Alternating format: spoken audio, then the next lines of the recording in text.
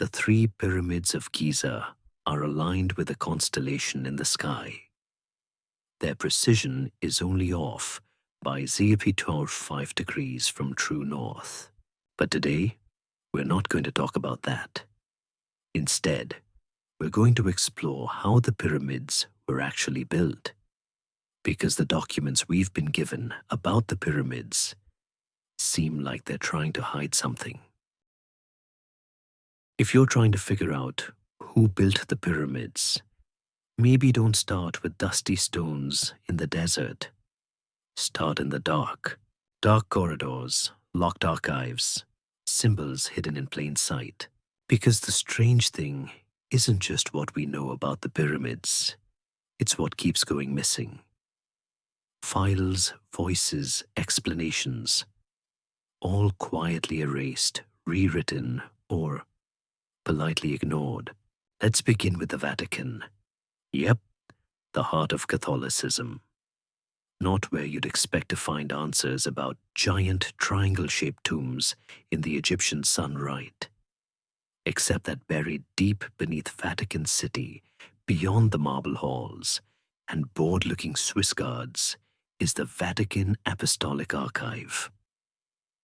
Once called the Vatican Secret Archive, because of course it was, inside over 50 miles of shelving, ancient manuscripts, letters from emperors, personal confessions, and yes, entire documents that reference ancient Egypt and have never been released to the public. Some are still sealed. Some are rumored to be missing. Convenient, huh? Now here's a fun twist. The Vatican has had a centuries-long fascination with Egypt. From early Christian monks mapping out temples in the desert to 20th century popes collecting Egyptology relics. Some believe they found something, a tablet, a symbol, maybe even an artifact that made them think twice about sharing what they knew. Why else would a religion built on resurrection care so much about pyramids? And speaking of symbols, you ever notice what's on the back of a US dollar bill? A pyramid with an eye, just hanging out, being cryptic. That's the Eye of Providence, a classic Masonic symbol. And guess who else loves pyramids? Freemasons, secret societies, shadowy handshake clubs, the kinds of groups that meet in windowless buildings and use Latin phrases no one understands. The pyramid became their favorite shape, maybe because it's stable, maybe because it's ancient, or maybe because it holds a secret they know and we don't. Freemasonry, by the way, has long had odd links to the church. Officially, the Vatican condemns it. Unofficially, well, there have been overlaps. Like that time, a Masonic lodge called Propaganda Dupitu basically acted like a shadow government in Italy. It included politicians, intelligence agents, and at least one bishop tied to the Vatican Bank. Oh yeah, there's a Vatican Bank, and it doesn't exactly sparkle with transparency. In the 1980s, its name popped up in financial scandals, mysterious deaths, and offshore transfers that somehow circled back to, you guessed it, Egypt-linked shell companies. Nothing proven, of course. Just an endless paper trail that ends in smoke. So let's piece this together. The Vatican has documents on ancient Egypt we can't see. Secret societies love pyramid imagery and sometimes whisper about ancient knowledge. And certain financial links suggest money, and maybe information has been moved quietly in the background. Coincidence maybe, cover up also maybe. But ask yourself this: if the truth about the pyramids really was simple, just a bunch of workers stacking rocks in the sun, would it need this much protection or this much silence? All right. Now that we've tiptoed through secret vaults and shady symbols, Let's turn our sleepy gaze toward the actual pyramids, the giant stone triangles rising like cosmic antennas in the middle of the desert. Most of us learned the basics in school. The pyramids were tombs. The Egyptians built them. They used ropes, ramps, and a whole lot of manpower. Tada! Mystery solved. Except not quite, because once you start poking around, you realize this neat little narrative has a few cracks. Okay, more than a few. Try canyon-sized plot holes that no school textbook dares to mention. Let's take a flashlight to those, shall we? First, the logistics. The Great Pyramid of Giza is made of about 2.3 million limestone and granite blocks. Some of them weigh as much as 80 tons. That's like trying to build a Lego tower using elephants as bricks. Now imagine moving those stones without wheels. Yup, the ancient Egyptians didn't use the wheel in construction. They may have had sleds, sure, but dragging 80-ton granite blocks across sand-up inclines and stacking them with millimeter precision, repeatedly with bronze tools, it starts to sound less like history and more like an ancient episode of Nailed It. And how long did this Herculean project take? Historians say around 20 years. That's 2.3 million stones divided over 2 decades, meaning one stone every 2 minutes, non-stop, 24/7. No breaks, no coffee, no unions. Doesn't exactly pass the common sense test, does it?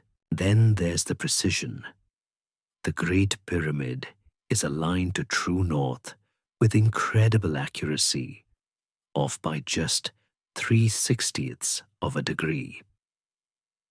Modern engineers would struggle to achieve that level of alignment today with GPS. Oh, and the base of the pyramid. It's not just flat, it's level to within less than an inch across all sides, on a structure built 4,500 years ago, in the desert, with hand tools. Feeling sleepy yet? Or just suspicious? Here's another spicy detail. There's no blueprint, no detailed construction records, no how-to scrolls tucked inside a limestone drawer. The Egyptians documented everything: tax records, sheep trades, even recipes for bread. But how they built the greatest architectural achievement of their civilization? Not a word. It's almost as if they either didn't build it or didn't want to talk about it. Now, to be fair, archaeologists have found evidence of quarrying ancient worker camps and tools. So someone definitely did the work. But does that explain all of it? The scale, the method, the insane accuracy? Or are we just gluing together the best guesses we have and hoping no one asks too many questions?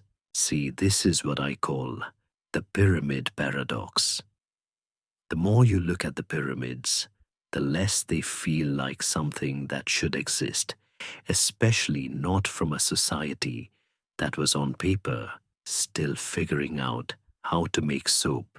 And yet, there they are, massive, precise, mysterious, just sitting there waiting, as if they want to be questioned. But don't worry, we're just getting started. And the next part, oh, it's a big one, because what if the people who built the pyramids weren't slaves at all? Let's rewind to a familiar scene from every Hollywood movie about ancient Egypt. Shirtless slaves, sunburned and sweaty, dragging enormous stone blocks, while angry overseers crack whips and shout in vaguely British accents. You've seen it. You've probably believed it. But here's the twist. it's completely wrong. Yep, the idea that the pyramids were built by slaves is one of the biggest historical myths ever sold to the public. And no, it didn't come from ancient Egyptian texts. It came from Greek historians writing centuries after the fact, and from movie directors who thought whips made for good drama. In reality, the workers who built the pyramids were not slaves. They were skilled laborers, craftsmen, engineers, artisans, and yes, some plain old strong dudes who could move rock. In the 1990s, archaeologists discovered workers' tombs near the pyramids. These weren't mass graves or anonymous pits. These were honor burials, complete with bread beer and cattle remains to take with them into the afterlife. You don't give that kind of send-off to slaves. You give it to respected contributors. The tombs date back to around the same time the pyramids were built, around 4,500 years ago. And they suggest something surprising. The workers were well fed, rotated in shifts, and likely worked for a few months out of the year, especially during the Nile's flood season when farming wasn't possible. So, why the slave story? Well, it's simpler, more dramatic, and let's be honest, more comfortable for later powers who wanted to dismiss Egyptian achievements as primitive or brutal. Because it's a lot harder to accept that an ancient society without modern technology could organize tens of thousands of people into a multi-decade construction campaign of breathtaking precision. No alien lasers, no forced labor, just intelligence engineering and good old-fashioned teamwork. Okay, plus some serious back pain. But here's where it gets really juicy. If these workers were so well respected, where are the plans, the schematics, the builder's notes? Why is our best understanding still based on carving marks in quarry walls and scraps of graffiti? Some theories suggest that the full knowledge of pyramid construction was a kind of state secret, protected like military tech. Others believe the real architects didn't survive long enough to tell the tale, or weren't allowed to. And then there's the theory that some of the builders weren't even Egyptian, that the most advanced knowledge, geometry, astronomy, material science, was inherited from an older, possibly lost civilization. Because think about it, these weren't random tombs. The pyramids were placed with intention. They reflect not only technical skill, but also cosmic understanding, aligning with cardinal directions and constellations in ways we'll explore soon. So now we're standing at a strange crossroad. We know it wasn't slaves. We know it wasn't aliens, probably. And we know it wasn't a fluke. But the deeper you dig, the more it feels like something's missing. A missing blueprint, a hidden legacy, a forgotten teacher. Maybe it's buried. Maybe it was burned. Or maybe, just maybe, someone didn't want it passed on. Sleep on that. Okay, let's imagine for a second that you're handed the job of rebuilding the Great Pyramid of Giza. No pressure. You get to use everything ancient Egyptians supposedly had: copper tools, wooden sleds, no pulleys, no cranes, no steel, and definitely no Wi-Fi. Now, you need to quarry, transport, and stack 2.3 million stone blocks, some weighing more than a fully loaded city bus. Oh, and the corners of your structure better line up with true north with sub-degree accuracy. The base needs to be almost perfectly level, and the joints between the stones should be so tight that not even a credit card can slide between them. Still feeling confident? Yeah, didn't think so. This is where things get weird and wonderful. The Great Pyramid is not just big, it's absurdly precise. We're talking engineering so advanced, so clean, so terrifyingly exact that modern builders would struggle to match it without digital surveying and high-powered cranes. And yet, here it is built thousands of years ago with what we're told were simple tools. One of the strangest features, the internal chambers. The so-called King's Chamber is built from massive granite blocks hauled from Aswan over 500 miles away. These blocks were lifted and stacked over 100 feet up inside the pyramid. The precision with which these stones are placed is unsettling. The room resonates at particular frequencies as if someone was playing with sound engineering long before acoustics was a thing. Even the corridors and shafts, they're aligned with specific celestial targets, stars like Sirius and Orion's belt, with incredible mathematical foresight. Now, hold on. Maybe they used ramps, right? That's the classic theory. Long spiral ramps wrapping around the structure, dragging each stone into place. But here's the catch. No physical evidence of these giant ramps has ever been found, not one brick. And the amount of material needed to build such a ramp, it would be more massive than the pyramid itself. Oops, there are also strange hollows and hidden voids detected by modern scanning technology. Giant spaces inside the pyramid that haven't been accessed, and no one knows what's inside. Are they leftover rooms, secret chambers, an ancient version of a safe deposit box? No one's opened them yet. And then there's the mortar. Yes, they used mortar, but it's a mystery mix. Still holding strong after thousands of years, and modern science hasn't been able to fully replicate it. Just a little bonus frustration for today's builders. At this point, you might be wondering how much of this is exaggeration. Not much. These details are part of the real physical structure, not myth or metaphor. They're measurable, testable, observable. And yet, they make no sense through the lens of what we believe ancient civilizations were capable of. So here's the million-dollar question. Where did this engineering knowledge come from? Was it homegrown? Passed down from master to apprentice over generations? Or was it acquired all at once, gifted, inherited, or discovered? See, the real mystery isn't just how the pyramids were built. It's how that level of genius showed up so early, so suddenly, and then just disappeared. No follow-up monuments, no second golden age of architecture, just silence, like someone pressed delete on a chapter of history. So maybe these pyramids weren't meant to be tombs.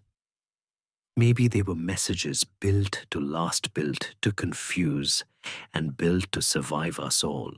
And if that sounds like science fiction, just wait till we talk aliens. All right, time to take off the historian hat and put on the shiny aluminum one. Let's talk aliens. Yes, those aliens, little green dudes, flying saucers, ancient astronauts with fabulous cheekbones and zero chill. The theory that extraterrestrials built the pyramids has been floating around for decades, and while it's usually waved off by serious scholars with an eye roll and a sigh, it refuses to go away. And honestly, it's not hard to see why. Let's review the evidence, or at least the very dramatic questions that keep getting asked. Why do the pyramids seem to appear out of nowhere. No gradual evolution of construction. How did ancient Egyptians know so much about astronomy, geometry, and geophysics? Why are similar pyramid structures found all over the world, across cultures that supposedly never contacted each other? And here's the real kicker. Why do the pyramid's dimensions seem to encode mathematical constants like pi and the golden ratio? Coincidence math? Magic? Or did someone give them a cheat sheet? This brings us to the ancient astronaut theory. The basic idea is simple. At some point in our deep past, beings from another world visited Earth. Maybe they were explorers, maybe they were teachers, or maybe they were just looking for a good planet to stretch their legs and build something tall. According to this theory, these beings either built the pyramids themselves or taught early humans how to do it using advanced technology. Tools that cut stone like butter, flying devices to lift heavy blocks, machines that used sound or magnetism to move matter. Sound far-fetched? Sure. But so is a desert society measuring the curvature of the Earth thousands of years before telescopes. Some theorists go even further. They claim the pyramids weren't just monuments, they were energy devices. Giant power plants, cosmic transmitters, stargates. Yes, like the movie. There's even talk about the Great Pyramid, once being topped with a golden capstone, creating an ionized beam into the sky. Totally unproven, of course, but pretty cool to imagine. Now, I know what you're thinking.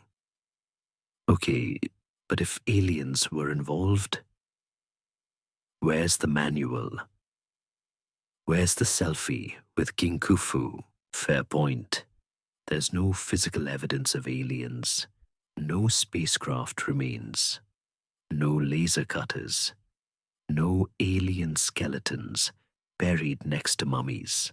But there are legends, stories passed down across continents of sky gods, visitors in shining boats, beings with strange knowledge. Is it mythology or memory? And then there's this little psychological twist. Why are we so ready to believe aliens built the pyramids, but not that ancient humans were just brilliant? Is it curiosity? Is it fun? Or is it something deeper? A quiet disbelief that people in the distant past could have been smarter than we are today. Because let's be real, the idea of ancient geniuses working in harmony with the stars, solving physics problems with intuition and rope, that's just as magical as aliens. Maybe more. So do I think aliens built the pyramids? No. But do I think the mystery is so big, so weird, and so oddly consistent across time and cultures that it's worth keeping a tiny door open? Absolutely. Besides, if aliens were involved, I'd want them to know I was cool about it. So we've questioned the engineering, the labor, and even flirted with flying saucers. But what if the truth isn't alien?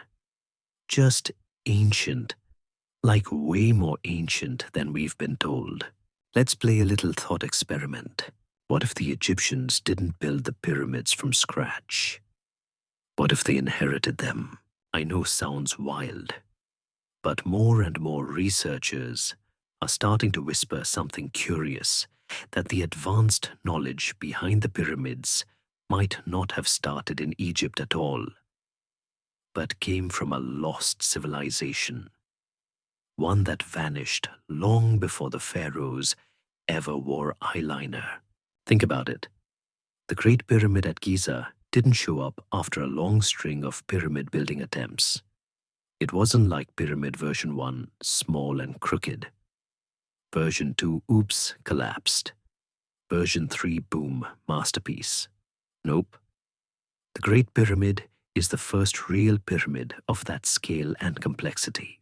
That's like someone's first painting being the Mona Lisa. Kind of suspicious. Now let's look at the Sphinx, that brooding cat-human hybrid sunbathing near the pyramids. Most Egyptologists say it's about 4,500 years old. But some geologists look at the erosion patterns and go, this doesn't look like wind damage. This looks like water. And here's the kicker. The last time there was heavy rainfall in that part of Egypt over 10,000 years ago, which would push the Sphinx back into the Ice Age, a time when, according to textbooks, humans were supposed to be busy chasing mammoths and inventing soup. And yet, there it is. A massive statue carved from bedrock, with the body of a lion and a mysteriously tiny head that may have been recarved. Now combine that with ancient flood myths from Mesopotamia to India to the Bible. Many cultures talk about a great civilization destroyed by water. Coincidence? Or do these scattered stories come from a single collective memory, like whispers from Atlantis? Yes, Atlantis, the mother of all lost civilization theories. Plato described it as an advanced seafaring society that vanished in a cataclysm. Scholars say he made it up. But some wonder, what if he didn't? What if fragments of this civilization, its math, astronomy, building techniques, survived the destruction and were passed down through myths, mystery schools, and early priesthoods? Egypt may have been one of the last outposts, a cultural ark preserving the blueprints of something much older. Even the ancient Egyptians themselves claimed that their wisdom came from the first time, a golden age ruled by gods like Thoth and Osiris. Were these just religious figures, or hazy memories of real people from a forgotten age? It's a question mainstream archaeology tends to avoid. Too speculative, too messy. And fair enough, there's no solid smoking gun. But there are patterns.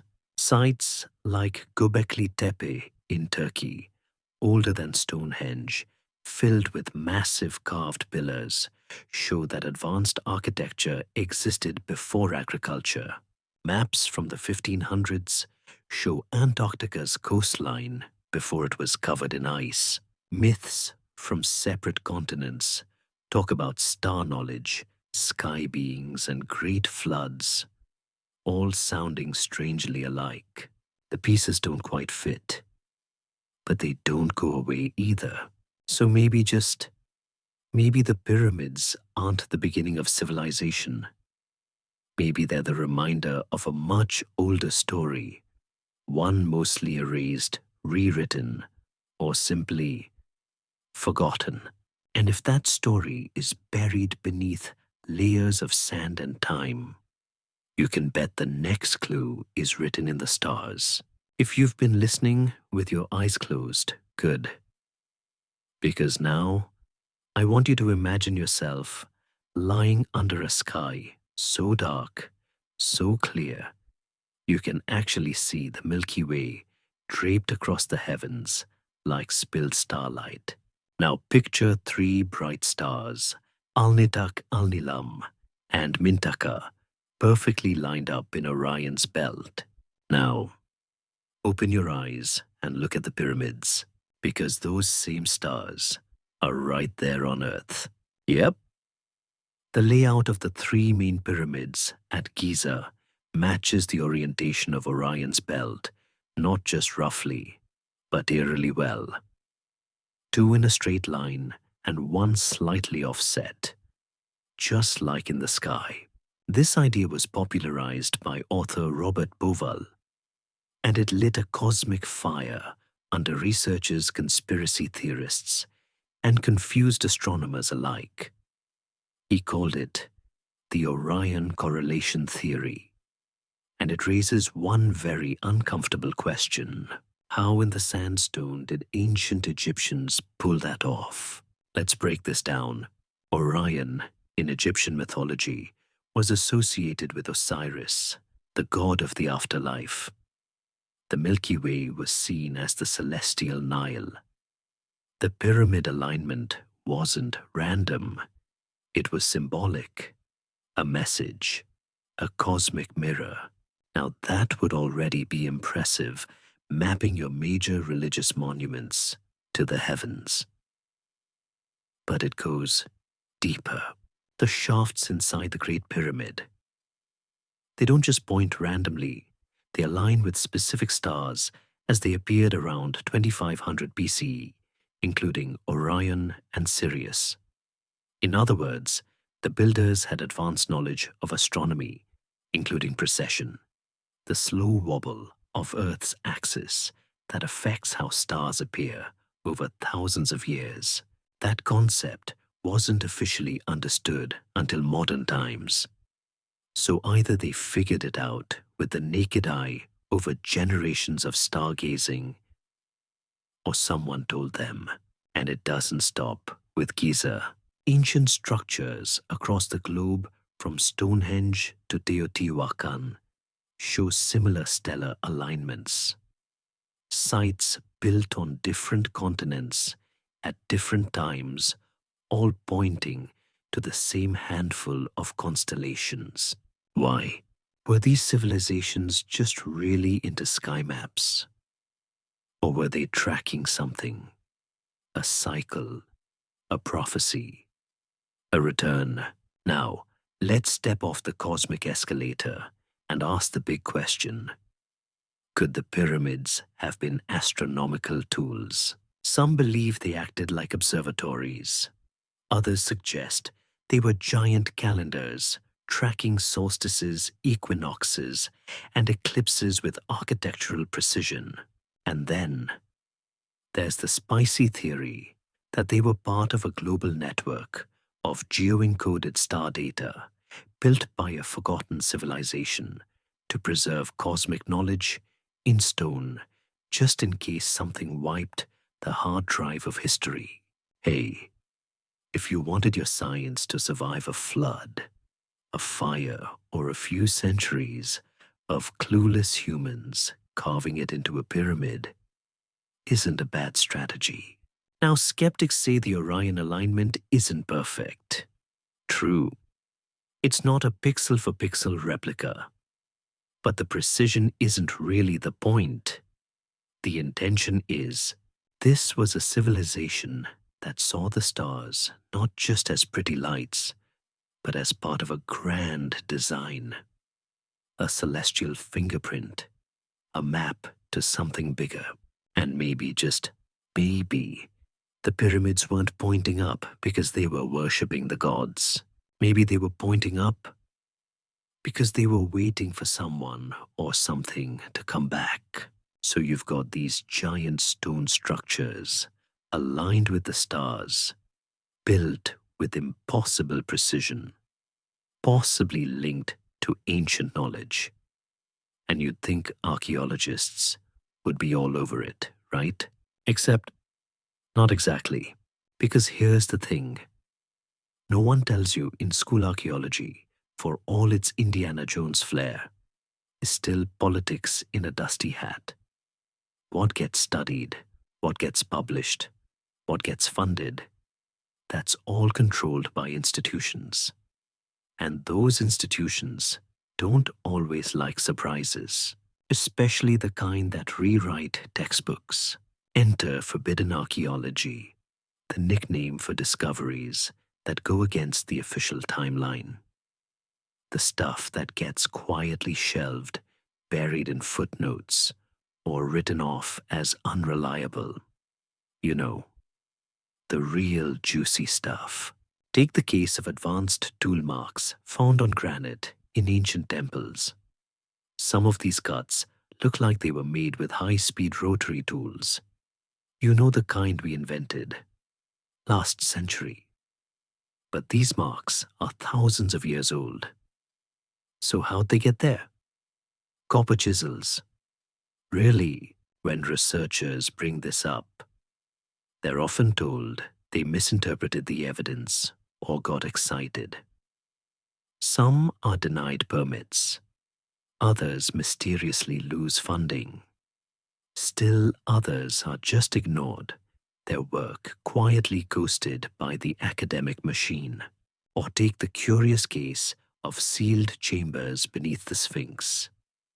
In the 1990s, ground-penetrating radar revealed unexplained voids, potentially rooms or tunnels underneath the pores of the Sphinx.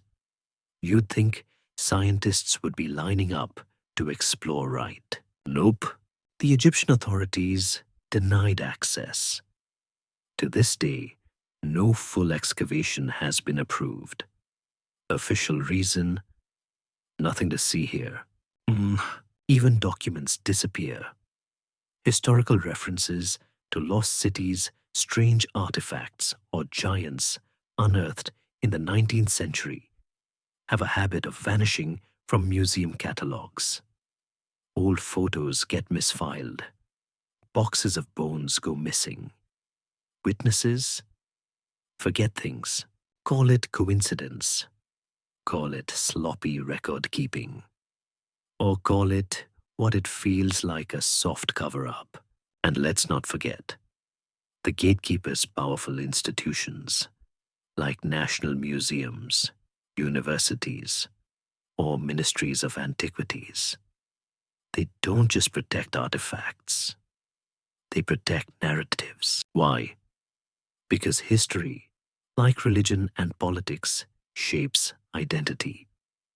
If you admit that something big, something world-shifting has been missed, misdated, or misunderstood for centuries, well, that kind of news doesn't just affect archaeologists.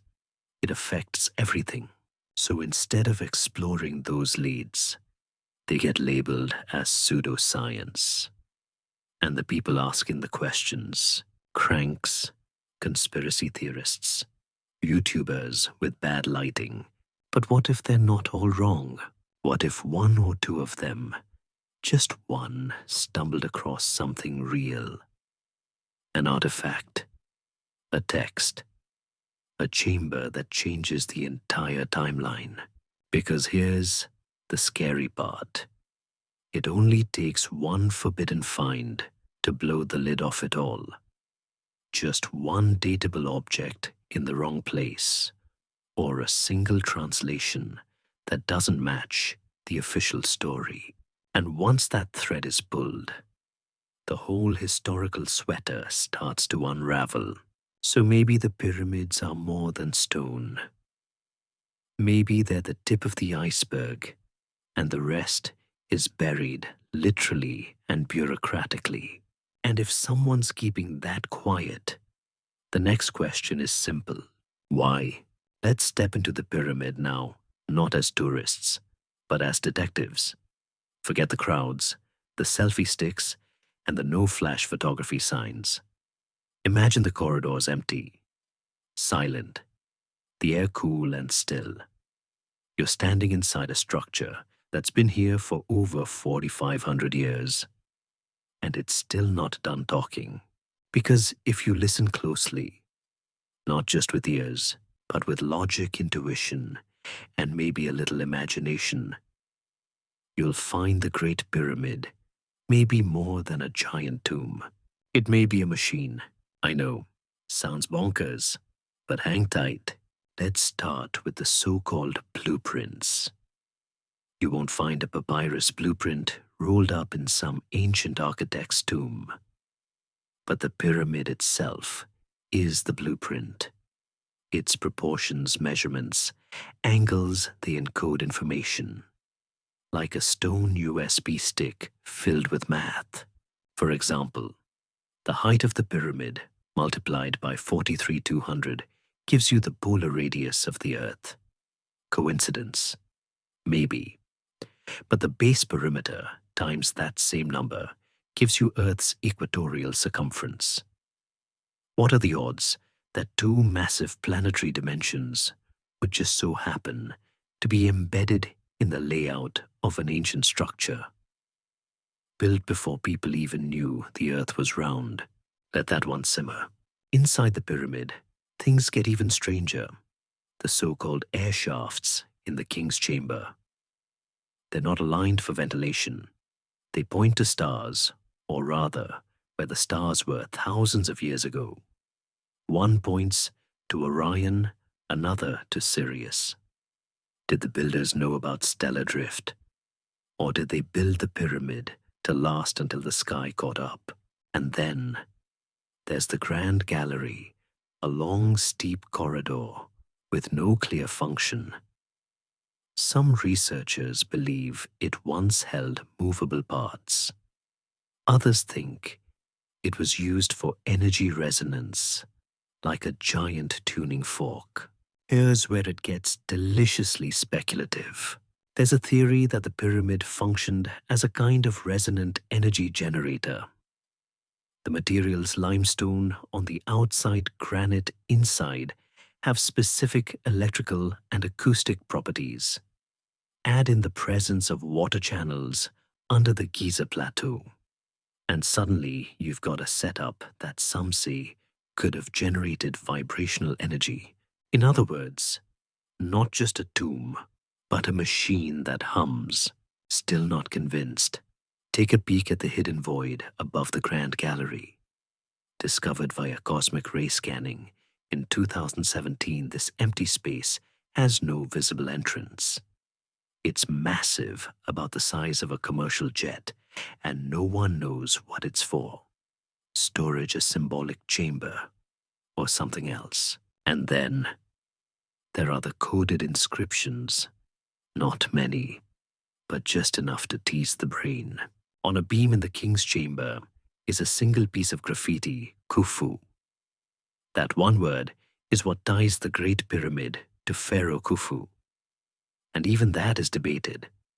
Is it a genuine ancient tag, or a 19th century archaeologist's attempt at connecting the dots with a bit of helpful handwriting? Some believe there are other inscriptions, hidden, painted in organic ink, only visible under specific frequencies of light.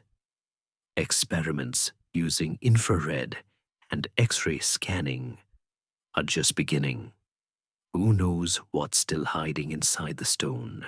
But here's the part that really keeps you up at night. If the pyramid was a machine or encoded knowledge, what was it meant to do? Preserve information, harness energy, communicate with the stars? Or was it built as a time capsule? A silent teacher waiting for humanity to become smart enough to ask the right questions. Whatever it was, it's still doing its job, still standing, still whispering, still daring us to look deeper. Here we are. The big question, the one everyone asks when they stand at the foot of the Great Pyramid, neck, craned mouth, slightly open brain, going, wait, what? So who built it? We've danced through the evidence, tiptoed through conspiracies, side-eyed missing files, and maybe touched the edge of something bigger than ourselves. But now, we have to try and actually answer it.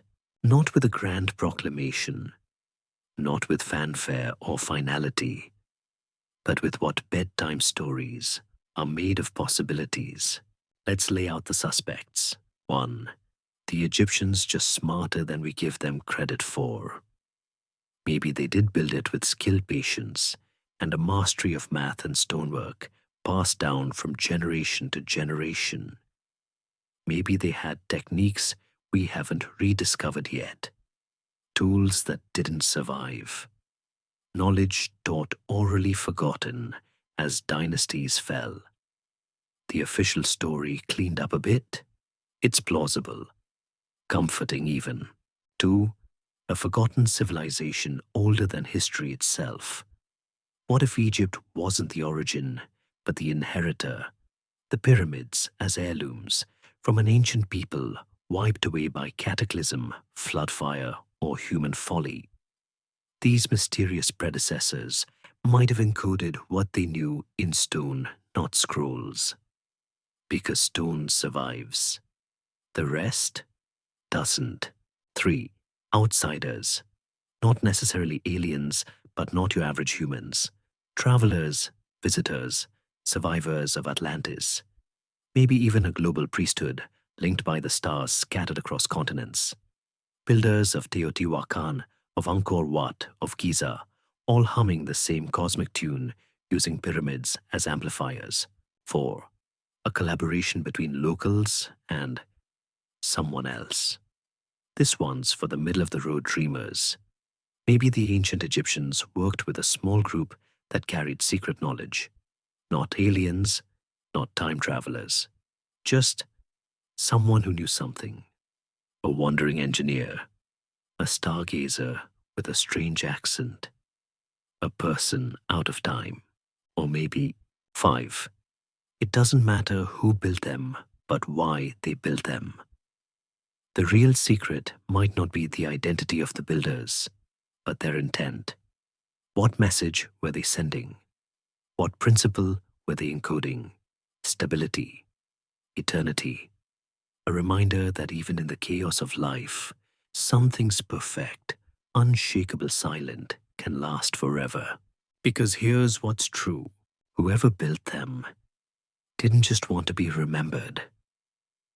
They wanted to be understood. So maybe the pyramids aren't there to impress us. Maybe they're there to challenge us, to say figure it out. Not with ego, not with war, but with wonder. And just maybe, if we keep digging, not just in the sand, but in ourselves, we'll find more than just history. We'll find a signal. So now, dear listener, let's slow everything down. We've wandered through sand and stars, chased shadows through archives, stared into the quiet, ancient eyes of the pyramids. And maybe, just maybe, we're no closer to the full truth. But that's okay, because the pyramids were never about easy answers. They were built for time, not tests. They've watched the world change. Empires rise and fall. Wars rage. Kings whisper. Tourists take selfies. And yet they remain quiet, unmoving, like they're waiting for us to grow into the questions. Tonight, as you drift off, picture yourself standing at the foot of the Great Pyramid, the desert wind soft against your cheek, the stars above the same ones they saw thousands of years ago, blinking gently like a lullaby in code. The stones beneath your feet hum with silence. And if you listen, really listen, you might hear something small, a riddle carved in geometry, a memory wrapped in limestone, a truth not meant to be shouted, but whispered. Perhaps we're not supposed to unlock the pyramids like puzzles. Perhaps we're meant to sit with them, breathe with them, dream with them. So let yourself rest now. Close your eyes. Let the weight of mystery be light in your chest. And drift not toward answers, but toward wonder. The pyramids will still be there in the morning. And maybe one day, they'll finally tell us what they were trying to say all along.